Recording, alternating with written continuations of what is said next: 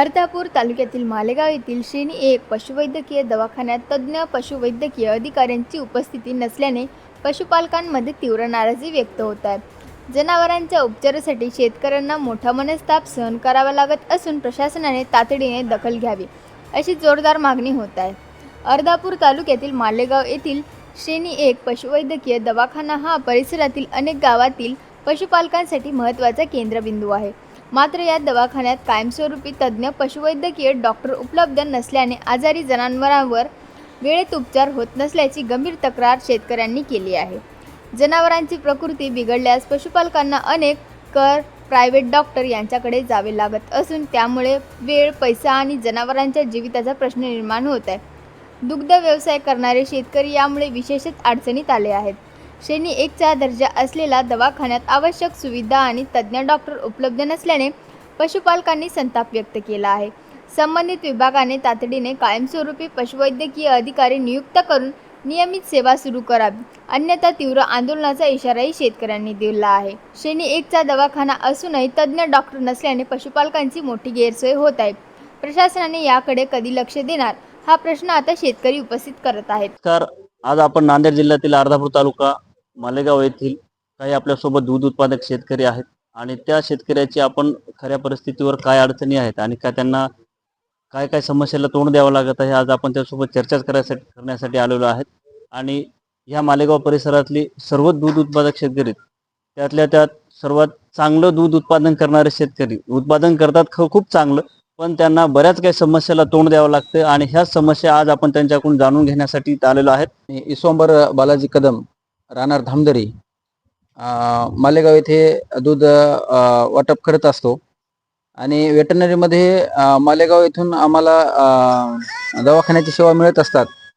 तर मालेगावमध्ये उपलब्ध मोठा दवाखाना असून सुद्धा आम्हाला कुठल्याही प्रकारची सेवा मिळत नाही आणि तिथं एनी टाइम कोणी उपलब्ध नसते आणि बाहेरचे जे प्रायव्हेट सेवा करणारे जे लोक होतं तिथेच उपलब्ध असतात आणि त्याला मनमाने कारभार पैसे देऊन त्याचा आम्हाला सेवा घ्यावं लागतात. आणि तिथं चौकशी केली असता ते म्हणतात की मालेगावला चार्ज घ्यायला कोणीही तयार नाही, म्हणून वेळोवेळी आम्ही तिथे जाऊन चौकशी केली असता वरच्या लेवलला आम्ही कोणी सहकार्य करायला तयार नाही. किंवा मालेगावला लागून अर्धापूर आहे, अर्धापूरला LDOचा चार्ज आहे. अर्धापूर आणि मालेगाव मिळून दोन्ही चार्ज असल्यामुळं दोन भागाचं काम करत असल्यामुळं इथं मालेगावला कोणी डॉक्टर उपलब्ध होत नाही. याची दक्षता आम्हाला दूध उत्पादकांना भरपूर होत आहे. आणि त्याबरोबर तुकाराम साहेब मुंडे साहेब यांनी आमच्या दूध भेसळीचा थोडासा सहकार्य केल्यामुळं आम्हाला थोडंसं भाव असं मिळेल अशी अपेक्षा आहे. पण वेटनरीमध्ये थोडंसं सहकार्य जर झालं तर बरं होईल, कारण बऱ्यापैकी आम्हाला दुधाला भाव मिळेल पण जनावरांना थोडंसं अपेक्षित ज्यावेळेस उपचाराची गरज असते त्यावेळेसच डॉक्टर उपलब्ध नसेल तर आम्हाला बाहेरच्या डॉक्टराकडून फार खर्चिक बाब पैसे देऊन समजा आम्हाला हे करावं लागले, उपचार घ्यावा लागले. आपल्याकडे जनावर किती आहे? माझं नाव मल्लिकार्जुन रावसाहेब भोसगंडे. माझ्याकडे 9 म्हशी आहेत. आपल्याकडे काय काय समस्या यायल्यात आपल्याला? गोठ्यावर समस्या म्हणलं तर दूध भावाच्याच थोड्या समस्या आहेत.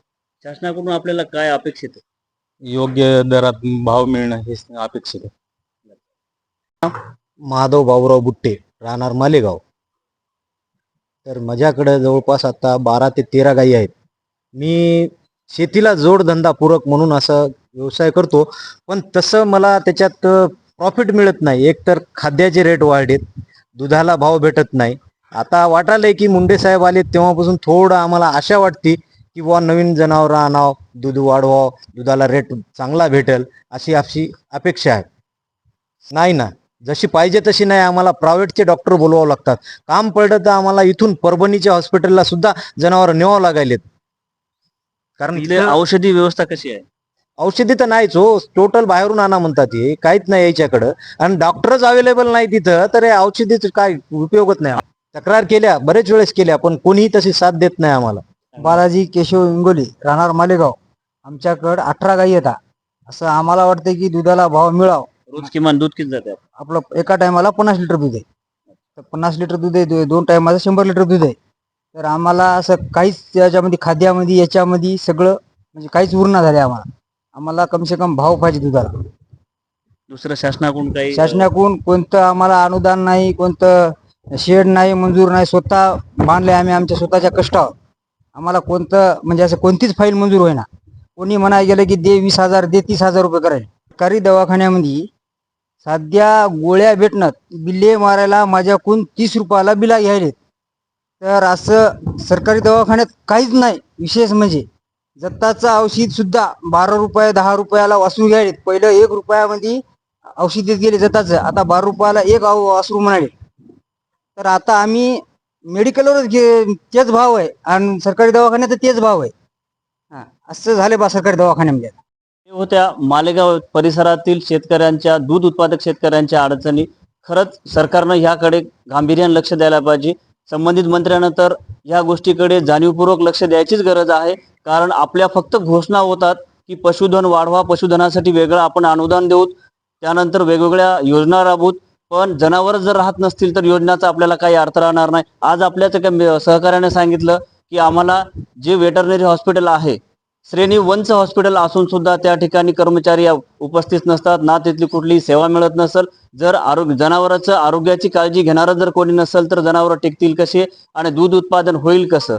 हेच दूध उत्पादक आहेत, सगळ्याला पुरवतात, पण यांनाच काही नाही उरत, अशी एक आता मनच झाली. पण त्यानंतर दुसऱ्या एका मित्रानं असा एक प्रश्न मांडला की आम्हाला शासकीय योजनेचा कसलाही लाभ मिळत नाही, तर यांना त्वरित गायगोठा तरी किमान याला मंजूर व्हायला पाहिजे. अशी जे काही खरेच दूध उत्पादक शेतकरी आहेत, जे अतिशय जीवाची बाजी लावून तिथं दूध उत्पादन करतात, अशा शेतकऱ्यांना प्राधान्य द्यायला पाहिजेत. आणि या स्थानिक प्रशासनानं जर लक्ष याच्यावर नाही दिलं तर मंत्री महोदयाला सुद्धा एक विनंती आहे की आपण तरी या आमच्या मालेगाव परिसरातील दूध उत्पादक शेतकऱ्यांच्या समस्येकडे लक्ष देणार आहात का? आमच्या याच आरोग्य सेवेसाठी वेटरनरी हॉस्पिटल मालेगाव येथे आपण कर्मचारी भरती करून देणार आहात का? किंवा या जनावरांच्या आरोग्याची काळजी घेणार आहात?